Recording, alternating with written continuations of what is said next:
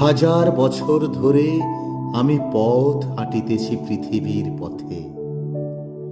সিংহল সমুদ্র থেকে নিশীথের অন্ধকারে মালয় সাগরে অনেক ঘুরেছি আমি।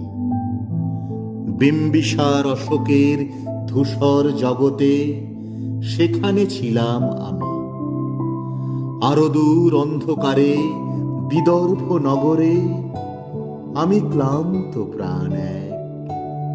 চারিদিকে জীবনের সমুদ্র সফেন আমাকে দুদণ্ড শান্তি দিয়েছিল নাটোরের বনলতা সেন।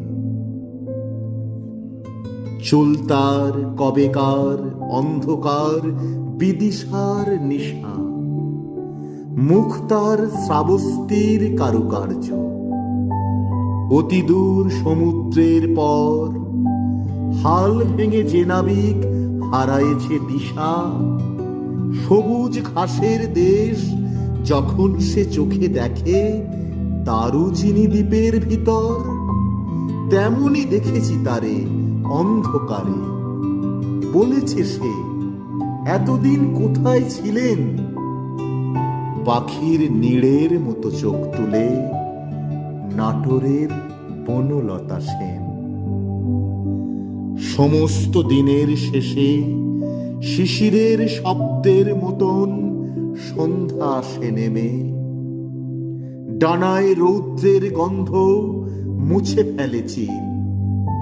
পৃথিবীর সব রং নিভে গেলে পাণ্ডুলিপি করে আয়োজন।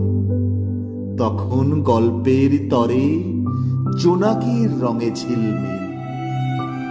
সব পাখি ঘরে আসে, সব নদী ফুরায় জীবনের সব লেনদেন। থাকে শুধু অন্ধকার মুখোমুখি বসিবার বনলতা সেন।